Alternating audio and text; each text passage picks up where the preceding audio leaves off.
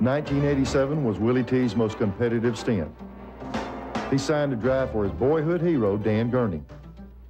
He won 7 races for Gurney and was twice voted the outstanding IMSA GTO driver and became the all-time leader in Trans Am earnings at $301,000. Willie is a great guy to have around the team. He's always full of fun, and he's a very competitive guy. So he won a lot of races with us, and we knew he was always going to give it a real ride every time he ran it. We miss him in many respects. It was kind of like a father-son relationship.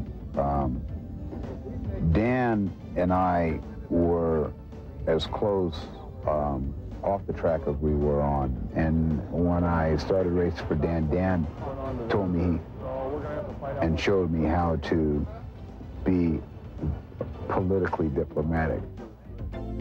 In fact, Willie T was at times decidedly undiplomatic. Willie T. Ribbs in a Toyota led the break with Scott Pruitt's Mustang, Chris Cord's Toyota, and Tom Gloy's Mustang trailing. A couple of drivers fell victim to Pruitt and Ribbs' battle for the lead. Rick Moore's Camaro was forced off the track, but he was able to continue.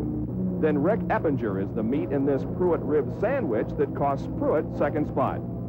Carlos Bobeda rode a raring Mazda RX-7 through this rodeo and was also able to get back into the race. Greg Pickett was not allowed to continue, though. The car was too noisy. Yep, 2 dB over the 110 dB limit. Then the on-track altercation that would lead to an off-track fight. Ribbs and Pruitt go at it. Scott is knocked out of the contest.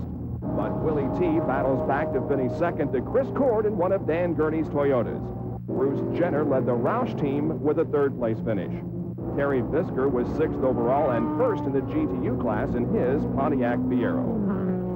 Willie T. was suspended for 30 days or 2 races, whichever comes first, as a result of that post-race incident. Apparently, Juan Manuel Fangio II will replace him for those 2 events. Willie T. Ribbs got a reputation of being a bit over-competitive inside and outside of the car.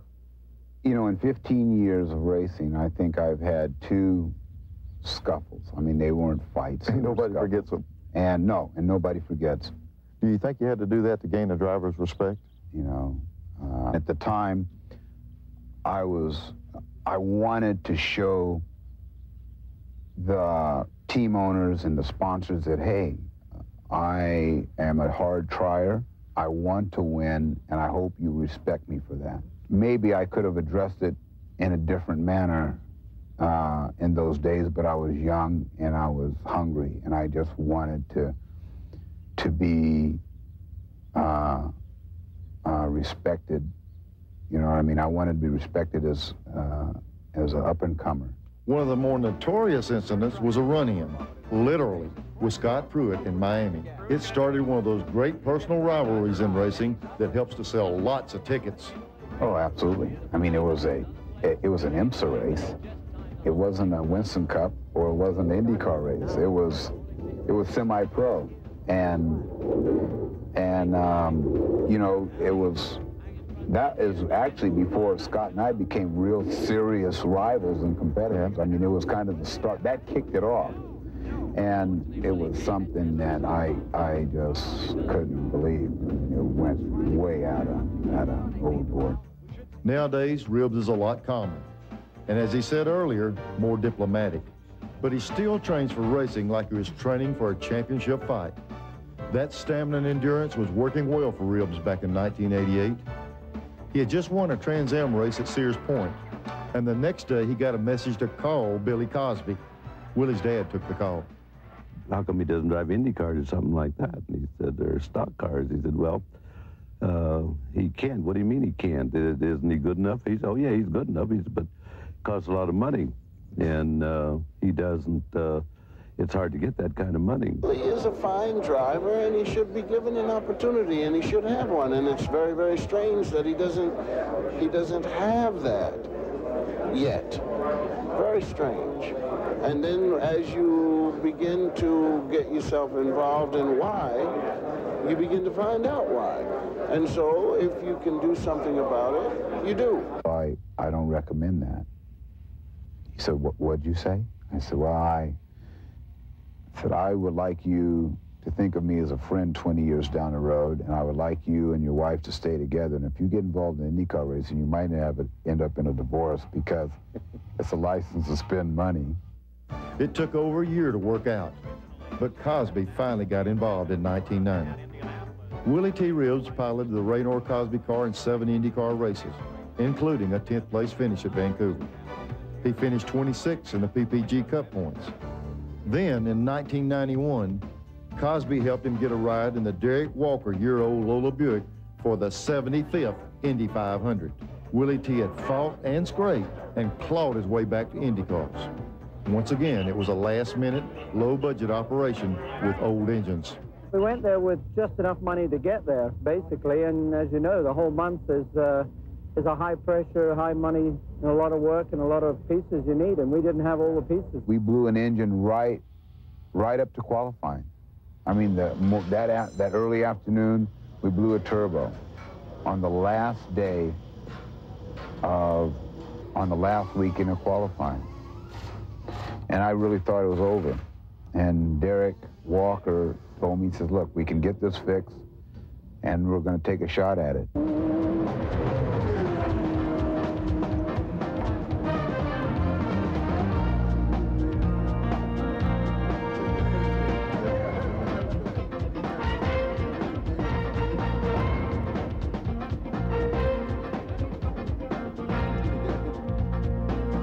So we wanted to go out and find out if there was any problems. And, you know, we have a little bit of a clutch problem right now, so we want to get that sorted out.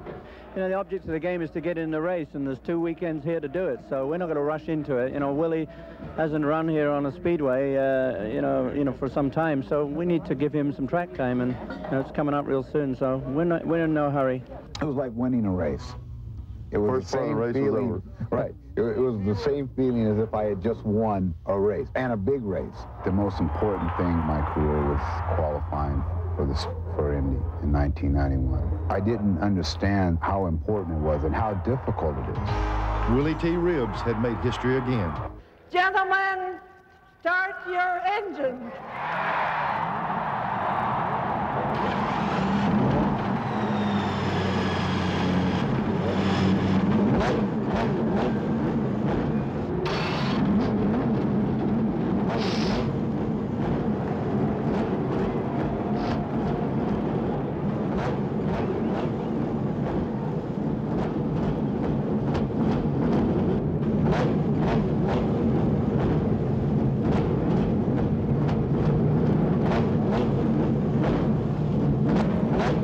Just as it was 80 years and 75 races ago, the roar begins to build on the main stretch.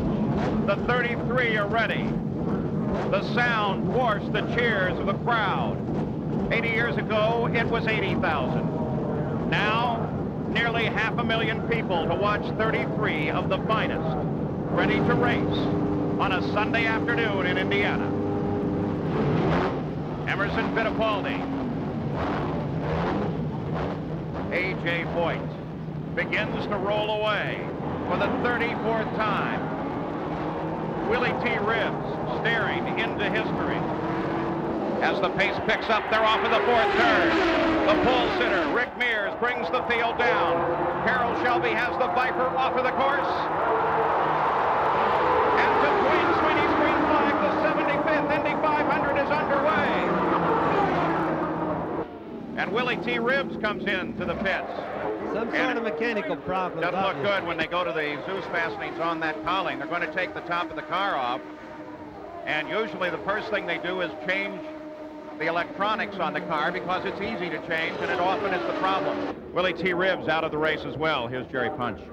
Well, Paul, ironic, 2 of the men who got the biggest applause when they qualified were A.J. Foyt and Willy T. Ribbs, and both of them have climbed out of their cars here almost simultaneously. Willie, what happened? Well, Jerry, right after the green flag started, the car was fine, and then we had a yellow, and then when we restarted again, we developed a misfire, and we can't detect it, and it's just dropped the engine right off. So, you know, it was a great month, and I thank McDonald's, and I thank all the support and all the fans and everybody that motivate me to get here, and I'm just sorry that we didn't get to run the whole race. Will you be back next year? Absolutely. I think that, you know, we want to be back, and I know the fans want me back, and I support, and I thank you all. A lot of courage, a man who may be beginning a long career at Indianapolis Motor Speedway, Willy T. Ribbs. He became the first black driver to qualify and enter the Indy 500. Mechanical problem forced him out of the race after 5 laps, but he won $147,000. That won't even pay your hot dog bill at Indy, but Willy T. had proven he could drive the Brickyard. He drove 8 more IndyCar races, including 2 very credible top 10 finishes.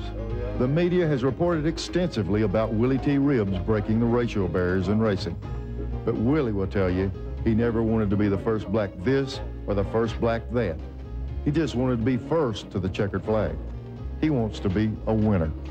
It's almost an addiction. It becomes an addiction. I mean, when you win, it's like there is no drug more powerful on earth than winning in a race car.